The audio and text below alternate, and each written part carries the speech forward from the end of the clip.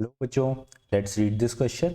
So the question here is, a radioactive nucleus undergoes a series of decays according to the scheme. ये आपका nucleus था ए. सबसे पहले इससे क्या हुआ, अल्फा एमिशन हुआ, ये A1 बना. फिर इसके अंदर बीटा एमिशन हुआ, ये A2 बना. फिर अल्फा तो A3 बना. फिर उसके बाद गामा एमिशन हुआ तो ये A4 बना. राइट, इस तरीके से आपका ये एक प्रोसेस चल रही है.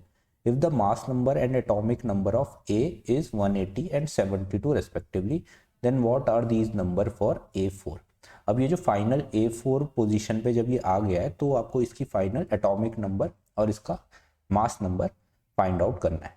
राइट, इनिशियल ए का आपको एटॉमिक और मास नंबर गिवन है. तो देखो की कॉन्सेप्ट इस क्वेश्चन में क्या यूज होगा. योर की कॉन्सेप्ट विल बी, आपको बेसिक क्लियर होना चाहिए, basics of alpha beta and gamma particles.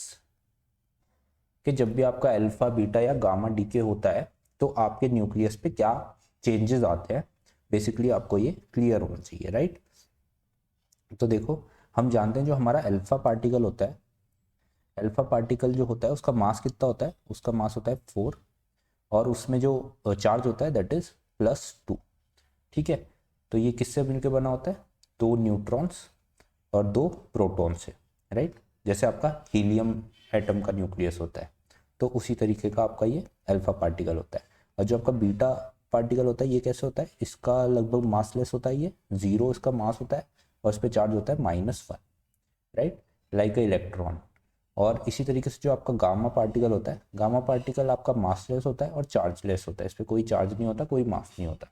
Right, तो इस तरीके से आपके तीनों पार्टिकल होते हैं.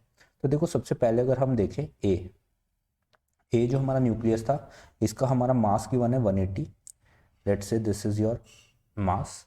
और इसका जो एटॉमिक नंबर, जो मास एटॉमिक नंबर गिवन है, सॉरी, दिस इज 72.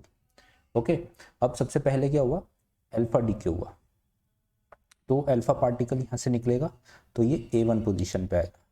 राइट, अब क्योंकि अल्फा पार्टिकल निकला यानी इसमें से 4 मास कम हुआ है, 4 मास इसमें से माइनस हुआ है और इसमें से चार्ज कितना गया है, प्लस का 2 चार्ज कम हुआ है. राइट, तो यानी कि इसका जो फाइनल मास हो गया वो कितना हो गया, दैट इज 180 - 4 176. राइट, और जो इसका ये हो गया है आपका एटॉमिक नंबर वो -2 हो जाएगा 72 में से, तो दैट इज 70. राइट, तो ये आपकी A1 की पोजीशन आ गई. अब A1 के बाद क्या हुआ, ये आपका हुआ अल्फा एमिशन यहाँ पे. इसके बाद क्या हुआ है आपका बीटा. तो बीटा में क्या होता है, आपका जो मास है वो तो सेम ही रहेगा न्यूक्लियस का, तो A है तो ये 176 ही है अभी भी.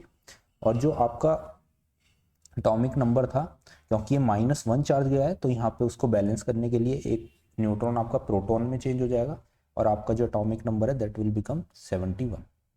ओके, अब इसके बाद क्या हुआ है, ये आपकी पोजीशन हो गई A2 के बाद आपका हुआ है A2 से आप गए हो A3 पोजीशन पे. राइट, A2 पे आपका ये आया था 176 एंड दिस इज 71.